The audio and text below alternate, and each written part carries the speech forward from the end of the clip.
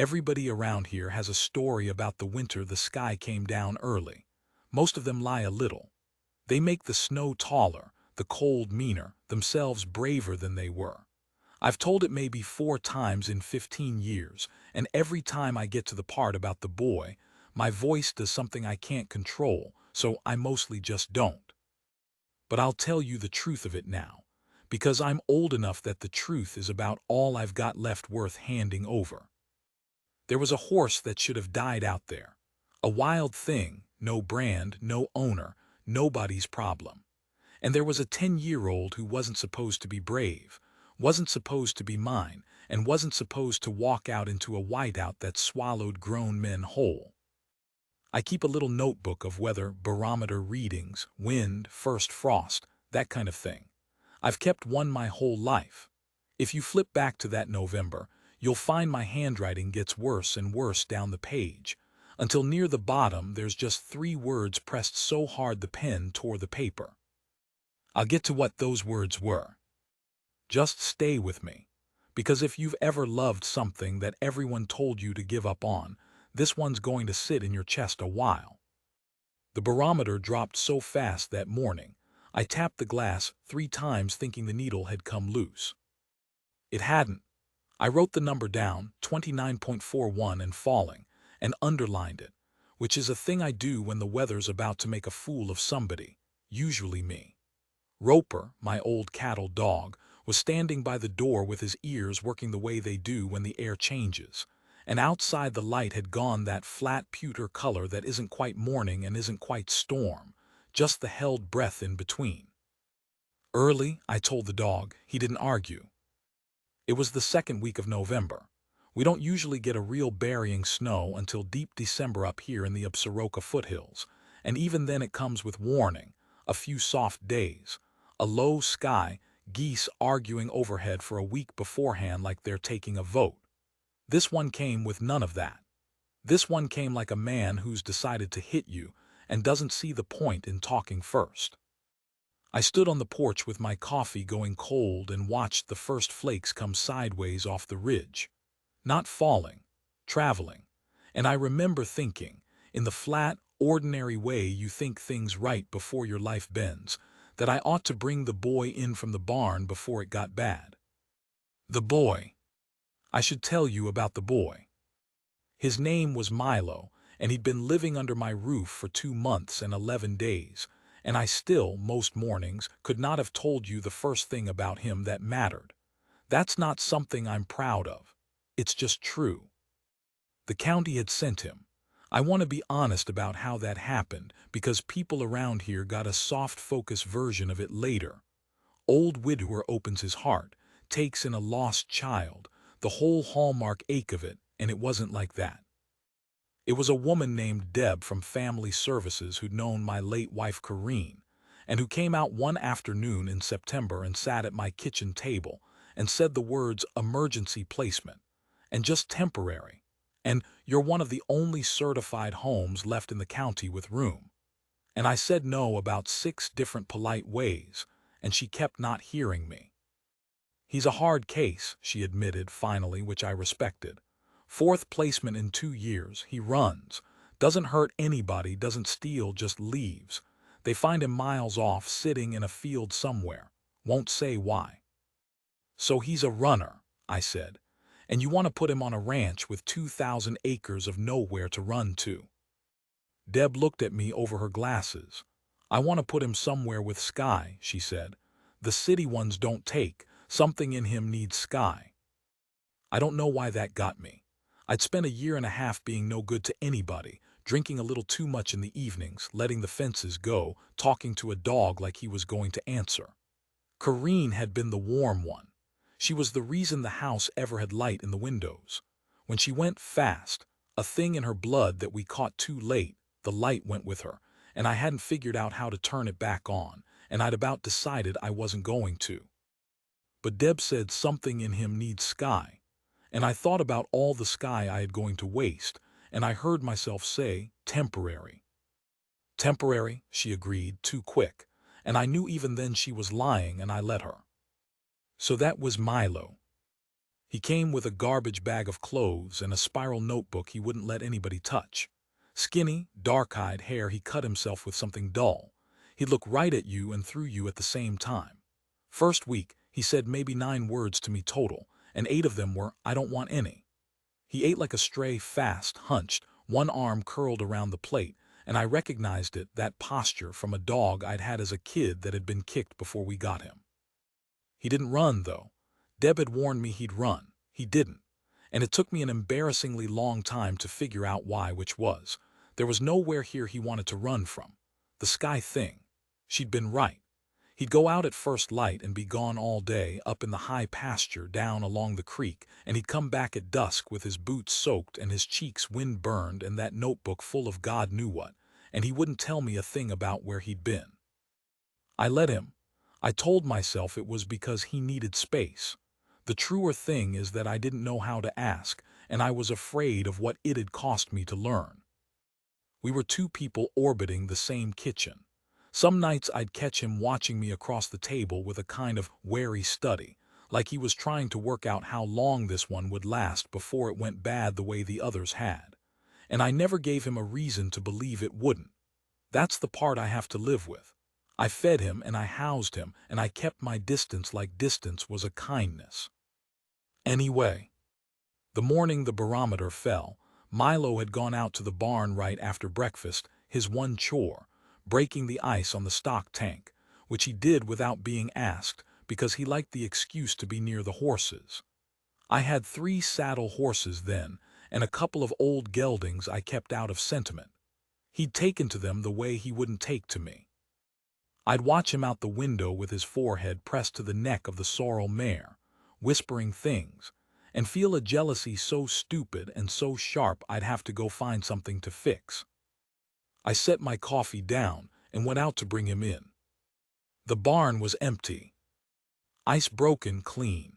Notebook, I noticed this because he never left it, the notebook was gone. And the little side door that lets out toward the north pasture and the creek, and past that, the open country that runs up into the government land where the wild bands range, that door was standing open, banging soft in the wind. I called his name into the wind, and the wind ate it. Now, I want you to understand what that country is like when the weather turns, because if you don't, the next part just sounds like a man overreacting. It is not overreacting. Up here a whiteout isn't like fog you can wait out.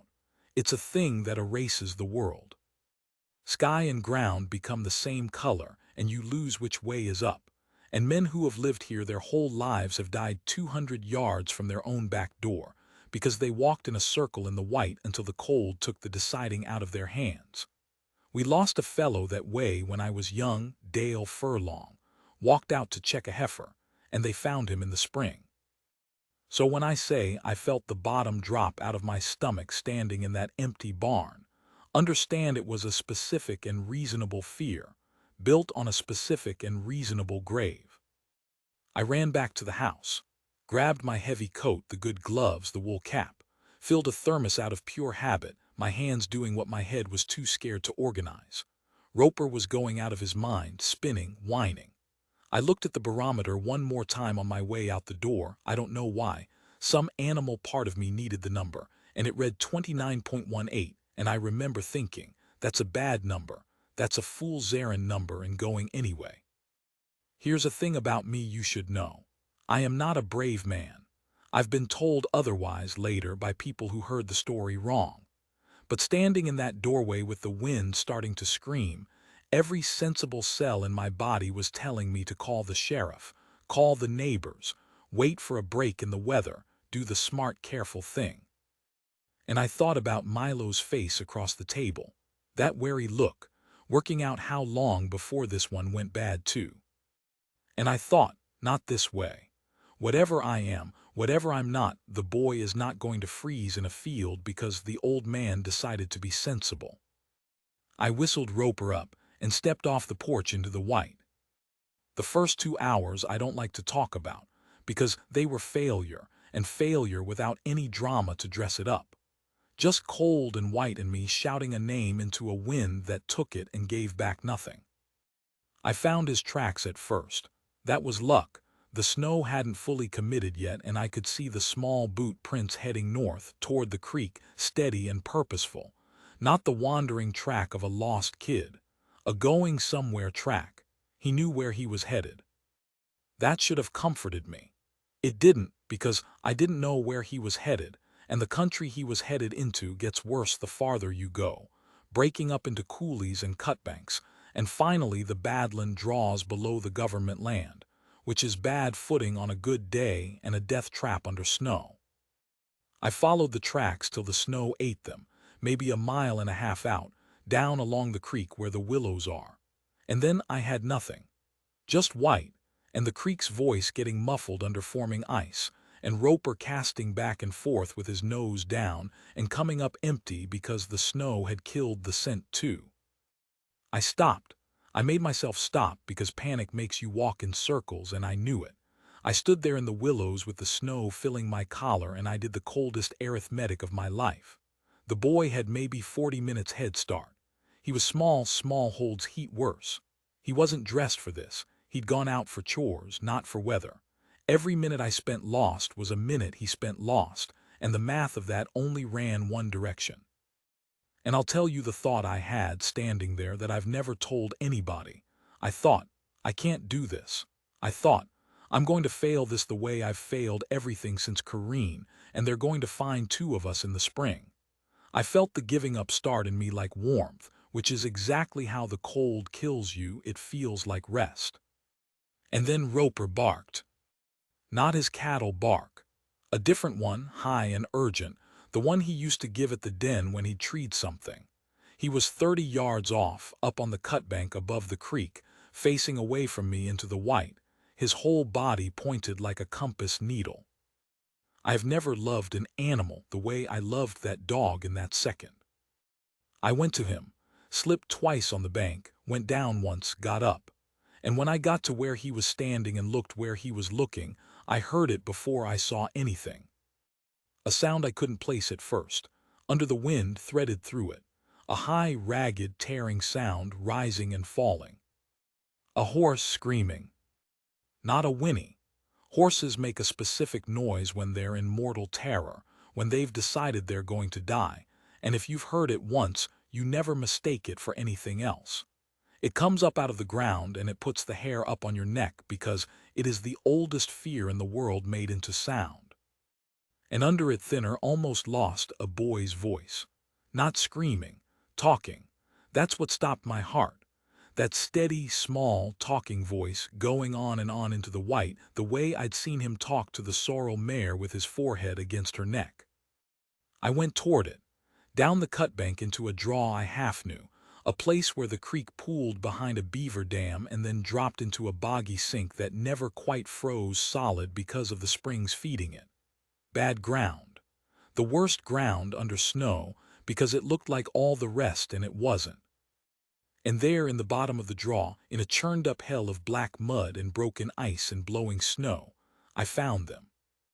The horse was a young Mustang, a colt, maybe a yearling and a half, that dark blue roan you see in the bands up here, though right then he was mostly the color of the mud he was drowning in. He'd gone through the ice into the sink. His front end was up on solid ground, but his hind end had broken through into the bog, and the more he fought the deeper it took him, and he'd fought a long time. You could read the whole exhausted story of it in the torn-up ground, the way the ice had broken and reformed and broken again in a ring around him. He was in it to the flank now, foundering. Every few seconds he'd gather what he had left and heave, and the mud would let him rise an inch and then suck him back, and he'd scream that scream, and his eyes were rolled white all the way around. And Milo was in the mud with him. Not on the bank. In it. Down on his knees in the freezing black slurry at the edge of the sink, both his skinny arms around the colt's neck, his whole small weight thrown into holding that head up out of the muck, because a horse in that situation will eventually put its own head down out of exhaustion and drown in 6 inches of mud, and some animal instinct in that boy had understood that, and he was fighting it. He was fighting the whole weight of a drowning horse with his 10-year-old body, and losing, and not stopping. And he was talking. That's the thing I'll carry to my grave. Over the wind and the screaming, in a voice gone hoarse and shaking with cold, he was saying, I heard it clear when I got close. I got you, I got you, I'm not gonna leave. I'm not leaving, you hear me, I'm not going anywhere, I got you. Saying it like a promise. Saying it like something he'd needed said to him once, and it never had been. I stood at the top of that draw for one full second, and I understood the entire boy at last. All of him, all at once. 2 months and 11 days of not understanding, and it came apart in 1 second, standing in the snow looking down at a child holding a dying wild thing's head up out of the dark, telling it the exact words that nobody, in his whole short life, had ever had the decency to tell him. Then I stopped understanding and started moving, because the mud didn't care about my revelation, and the light was going, and the two of them were maybe minutes from being past saving. Milo. His head came up, and the look on his face I'd braced for terror for a kid glad to be rescued. That's not what I got. What I got first, before anything else, was defiance. A flash of it, pure and hard, aimed straight at me, because he thought I'd come to make him let go. No, he screamed at me before I'd said one word. No, you can't make me. I'm not leaving him, I'm not. I'm not gonna make you leave him, I shouted back, already sliding down the bank, already stripping the coil of rope off my shoulder that I'd grabbed on the way out for reasons I couldn't have named at the time, and thank God I had. You hear me? Milo, I'm not here to take you off him. I'm here to get you both out. He stared at me. The wind screamed. The colt screamed. And something in that boy's face that had been locked shut for longer than I'd known him, longer than the county had known him, maybe his whole life, something in it cracked just slightly, just a hairline, and behind it I saw how scared he actually was, how cold, how close to the end of himself. He's going down, Milo sobbed. The defiance was gone all at once, and what was left was just a freezing, exhausted little boy who'd been holding a horse's head up for God knew how long. I can't, my arms, he's going down, and I can't hold him, and I promised I wouldn't. I know, I said. I was in the mud now beside him, and the cold of it came through my clothes like a blade, like a thing with intent. I know you did, and you didn't break it. You hear me? You held on. You held on, and now I'm here, and we're gonna do it together, all right, you and me. And I got my arms in beside his, under that colt's jaw, and I took the weight. It was enormous. I want to be honest, I was 58 years old and not in the shape I'd been, and the weight of that animal's head and neck, the deadening pull of the mud, nearly took me down into the sink myself. But between the two of us we held it. We held that head up out of the dark. And the colt, feeling the change, feeling suddenly that he wasn't being asked to save himself alone, he steadied. Just slightly. The screaming dropped to a low, broken groan. Some ancient calculation in him decided, maybe, that it wasn't over yet. And there in the freezing mud, with the light dying and the storm closing its hand around us, and a wild horse's warm breath fogging between our faces, I turned my head and looked at Milo. Really looked at him, the way I should have been looking at him for 2 months and 11 days. Now listen to me, I said, because I'm gonna need you to be the bravest you've ever been, and something tells me that's a lot. He looked back at me. Mud to the elbows, lips gone gray, shaking so hard his teeth clicked. And the boy who'd said 9 words to me his first week, the boy who watched me across the table waiting for it to go bad, he nodded. Tell me what to do, he said. I'd tied a lot of things in my life with that rope. Never a living animal to a human being with both of us sinking.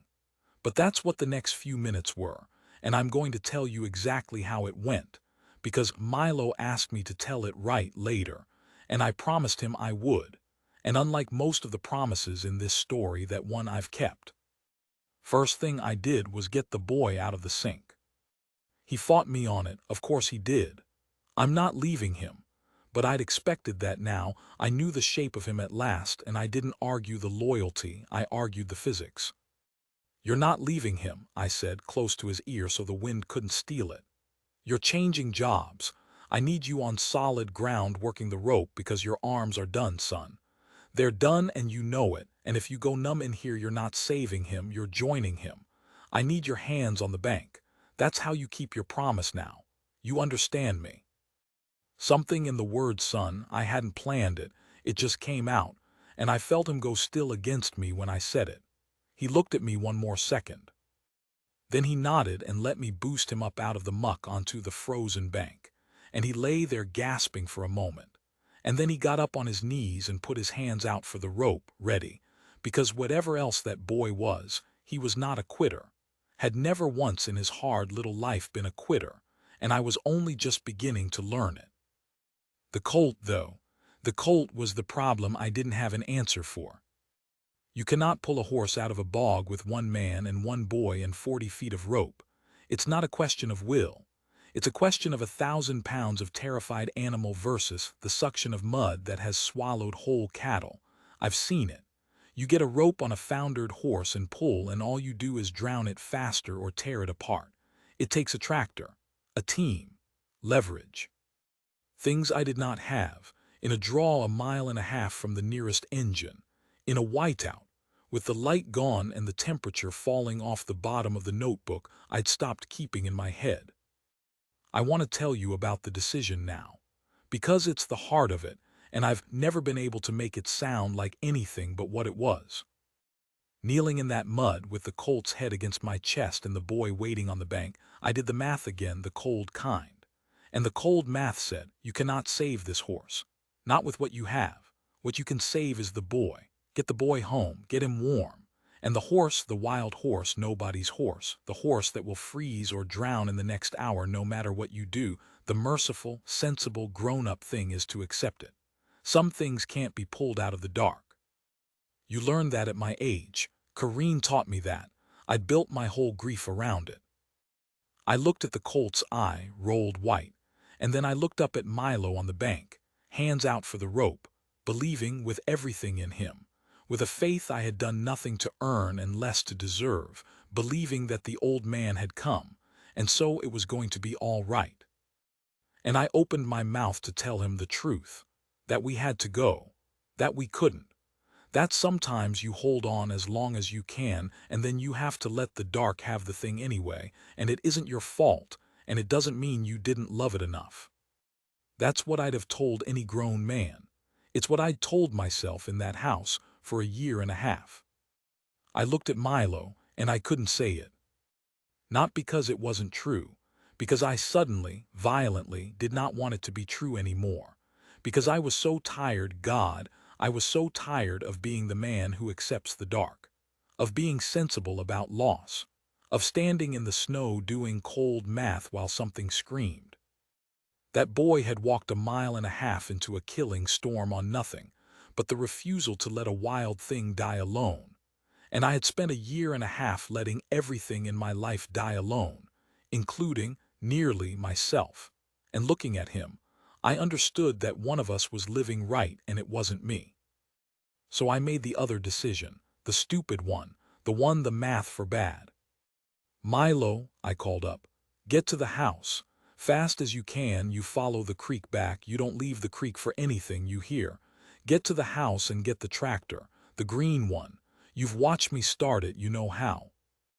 I'm not leaving, he started, and I cut him off, and I told him the truth this time, the whole hard truth, because he'd earned it.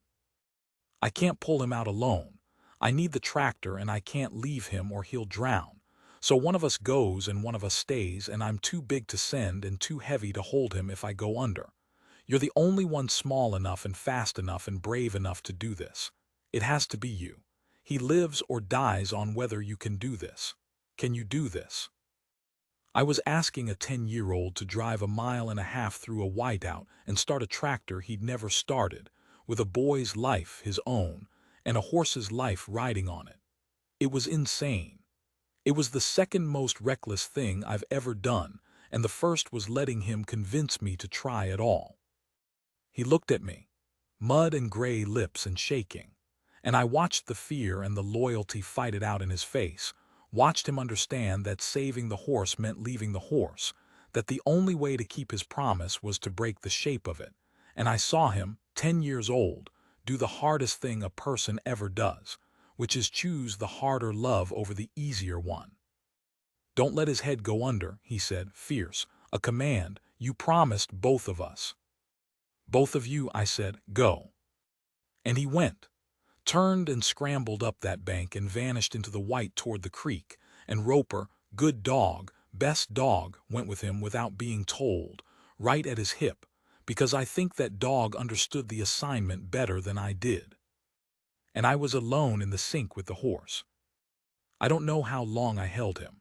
Long enough that I stopped feeling the cold, which I knew was bad, which I knew was the beginning of the end of me, and I kept talking to the colt to keep myself awake as much as to keep him calm. I told him things.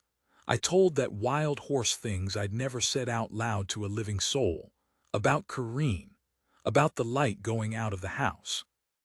About the boy the county sent, and how I'd kept him at arm's length like a coward, because I was afraid to love anything again that could be taken.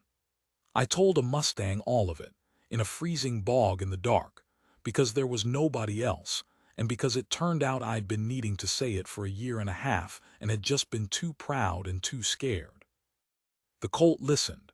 I know that sounds like a thing people say, but he'd gone quiet, and his ear was turned back toward my voice, and his eye had stopped rolling, and every so often his warm breath would fog against my frozen face like the only kind thing left in the world. We kept each other alive down there, him and me. That's the plain truth of it. I held his head up out of the dark, and he held mine up too, and neither of us gave up, because up on the bank a boy had told us not to, and we'd both decided to believe him. Time went strange. I remember the snow easing, a little the storm's fist opening just slightly, the way they do. I remember the dark coming down full. I remember, at some point, not being able to feel my hands at all and holding on anyway by watching them, by making my arms into a thing separate from me that had one job. And then so far off I thought I dreamed it, I heard an engine. A tractor engine, coughing and catching, misfiring, catching again, the sound of a machine being started by someone who'd only ever watched it done. And then headlights, two weak yellow smears swinging through the white at the top of the draw, and over the engine a voice, cracked and screaming and triumphant, the most beautiful sound I have ever heard in my life. "I did it, Harlan. I did it, I'm here, I'm here."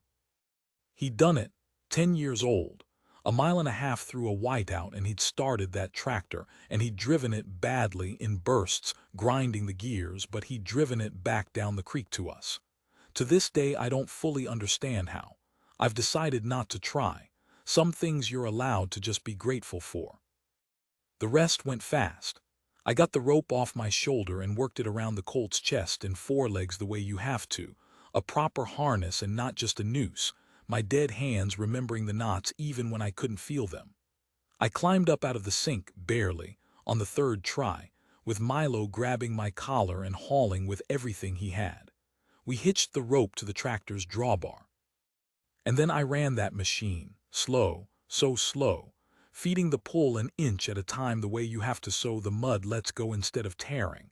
And Milo lay flat on the bank at the edge of the sink with his hand on the colt's neck the whole time, talking to him, that same steady hoarse promise, "I got you. We got you, you're coming out, don't you quit. Don't you dare quit," and the mud groaned. And the colt gathered himself one more time, one last time, believing us, and he came out. All at once, the way they do. The mud gave up its grip with a sound like the earth swearing, and the colt lunged and scrambled and half fell up onto solid frozen ground and lay there heaving, steaming, alive. Alive. Coated in black mud and shaking like a leaf, and utterly, impossibly alive. And Milo threw himself across that muddy, heaving wild neck and buried his face in it and made a sound I'd never heard him make. Not crying exactly. Something older than crying. The sound a person makes when a thing they were sure the world would take, the way the world had taken everything else from them. The sound they make when, just once, for once, it doesn't. I sat down in the snow beside them. My legs just quit. And I put one dead arm around the boy and one around the horse, and I held on to both of them, and I didn't do any cold math at all. Here's how it ends, and then I'll stop. We got the colt to the barn. He could walk, wobbly and shocked but walking, and we spent half the night on him, warming him, working the mud off, watching for the founder and the fever that so often kills them after the delayed toll of the cold. Milo would not leave. I didn't ask him to. I sat in the straw and watched a boy who 3 months earlier wouldn't say 10 words to me murmur through the whole night to a wild horse, and somewhere in the small hours, warm at last, both of us passed exhaustion into that clear floating place beyond it. He told me things too. About the placements, about the running, about why he ran, that he'd figured out early it hurt less to be the one who left, that he'd stopped bothering to hope a place would keep him, because hopping was the part that hurt. He told me he'd been feeding that colt for 3 weeks, found him separated from his band, leaving him hay from the barn, a little every day, talking to him from a distance and then, lately, up close. He said the horse was the first thing here he'd let himself, and he stopped and didn't finish it, and I didn't make him. You knew he was in trouble today, I said. Before the storm, that's why you went out. He nodded. He wouldn't leave that draw. I think he was hurt or stuck even before. I couldn't just. He looked at me, and there was that flash of the old defiance, but softer now, worn down to something that was almost a question. You can't just leave something in the dark, can you? And I understood. He wasn't only talking about the horse. I've thought a long time about what I should have said. Something wise. Something that fixed the whole hard shape of his short life in one sentence. What I actually said was, "No, you can't. I'm sorry it took me so long to remember that." He didn't say anything back, but he leaned against me in the straw, and he let me put my arm around him, and he didn't check my face to see how long it would last. The county called Deb the next week to arrange the next step, the temporary placement paperwork, the moving on. I told her Milo wasn't moving on. I told her I was starting the adoption. There was a silence on the line, and then she said, in a strange, thick voice, "I knew he needed Sky," and hung up before either of us could get embarrassed. The colt healed. We couldn't turn him back out. He'd bonded, wild as he was. He'd walked through fire for that boy, and it was mutual, so he became ours too, in the way things become yours when they choose you. Milo named him something private that he made me promise never to tell, and I never have, and I'm not going to now. I said at the start I'd tell you about the 3 words in my weather notebook, the ones pressed so hard the pen tore through. I found the notebook the next morning, where I dropped it in the snow by the barn door on my way out into the storm. The last entry before all of it was that falling barometer number, 29.18, and my own scared hand. But underneath it, in a smaller, muddier handwriting that wasn't mine, because he must have picked it up sometime in that long night and written in it, the way he wrote in his own, the way it turned out we were the same in that too. Underneath it, Milo had written 3 words, pressed so hard into the page the pen tore the paper. I keep that notebook in a drawer by my bed. I'm old now. Milo's grown and gone off to do his own good in the world, and he calls on Sundays, and the roan is buried up in the high pasture under the sky he loved, and the house has light in the windows again, has for years. And on the nights it's bad, I take the notebook out and I run my thumb over that torn place where a 10-year-old pressed too hard, and I read the 3 words he left me. And I